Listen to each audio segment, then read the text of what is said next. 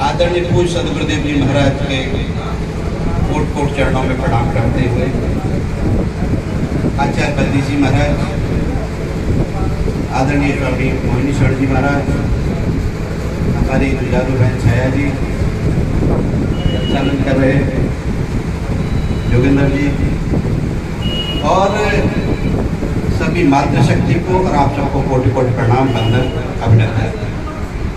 बड़े सौभाग्य की बात है कि ऐसी पवित्र पावन मेला में हृदय स्तर पे ऐसे कार्यक्रम पूज्य सदगुरुदेव की कृपा और आशीर्वाद से संपादित होते हैं।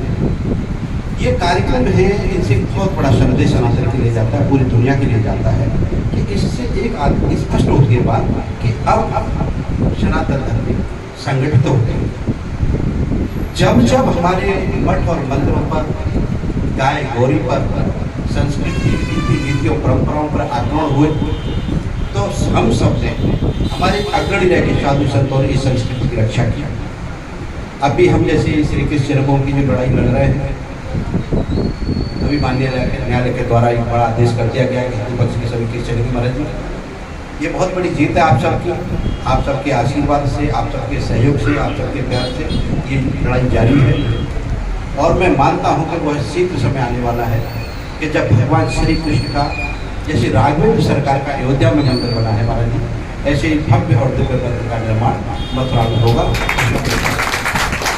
हमने नारा दिया है, आ गए हैं अवध बिहारी और अब आएंगे कृष्ण मुरारी। कृष्ण मुरारी आप सबके सहयोग से, आशीर्वाद से आएंगे।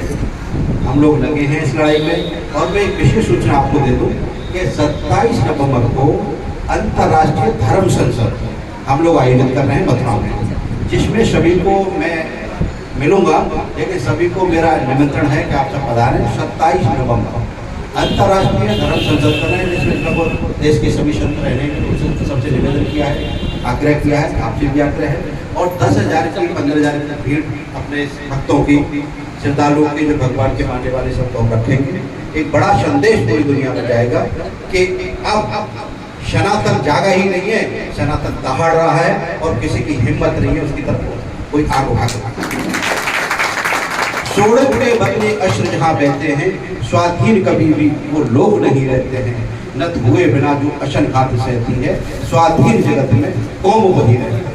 मित्रों, एक बात कह के बात खत्म करूँगा, बहुत लंबी बात है, बहुत सारी बातें हैं, ज़्यादा नहीं, मैं तो आपके बीच में रहता हूँ कि जब जब संकट आता है तो आंसू बहाने से काम नहीं चलता है। जब जब काम चला है तो रक्तों पर, आप चित्तौड़ देखिए, मेवाड़ देखिए, पानीपत देखिए, हमारे शूरवीरों ने जब जब रक्त बहा है तो हमारी कौमें सुरक्षित रही हैं, हमारी नस्लें सुरक्षित रही हैं। एक अपनी बहन कह रही थी सुनीता जी कि आने वाली पीढ़ी को कैसा भारत देके जाना चाहते हैं, ये हम आप सब पर डिपेंड करते हैं। क्योंकि महाराणा प्रताप ने घास की रोटी खाई, क्यों खाई? आपकी हमारी, वो भी आराम से रह सकते थे, क्योंकि उनको पता थी कि सनातन को जिंदा कैसे रखा जाए। घास की रोटी खा करके सनातन को जिंदा रख करके ऐसा स्वतंत्र महान भारत आपको देके गए। ये अब आपकी जिम्मेदारी है कि आने वाली नस्लों को, आने वाली पीढ़ी को आप कैसा भारत देके जाते हैं। तो कैसा भारत देना है हमें? एक मजबूत भारत देना है, सनातन धर्म का भारत देना है। अभी एक बात मैं देख रहा था कि लोगों से बात करते हैं, जाते हैं, सब लोग हम जाते हैं, हिंदू सब काम कर रहे हैं, कहते हैं साहब रोटी कपड़ा और मकान की व्यवस्था हो जाए, बाकी कोई दिक्कत नहीं। मैं एक बात बता दूं, बांग्लादेश का उदाहरण आपके सामने है। रोटी हाथों से छीन ली गई, कपड़े जिस्म से उतार लिए गए और खराब के जला दिया। सनातन को जिंदा रखना मेरे भाइयों, सनातन की मजबूती के लिए लगना, तो देश बचेगा, राष्ट्र बचेगा, आप और हम। बहुत बहुत साधुवाद, धन्यवाद। अंदर जाकर देखते हैं तो पूरा संपूर्ण भारत से लगे हुए देशों की सीमाएं वो भी हिंदू है। हिंदू की बात समझनी, हिंदू की संस्कृति समझनी है, सनातन को समझना है। हड़प्पा संस्कृति की जोड़ों में चले जाइए कि हमारी संस्कृति किस तरह की हुआ करती थी। वहां अवशेष भी आज आपको मिलेंगे कि वाकई में यह हिंदू सनातन का संस्कृति का देश रहा है। मेसोपोटामिया में जाकर के देखिए, मिस्र में जाकर के देखिए, वहां तक हिंदुत्व फैला हुआ है। हर जीव की आस्था विश्वास में हिंदू है, अलंकार में हिंदू है, सनातन के भाव में हिंदू है और हृदय के पवित्र भाव में हिंदू है। इस जगत के प्रकृति के भाव में कण कण में समाया हुआ वो भी हिंदू है।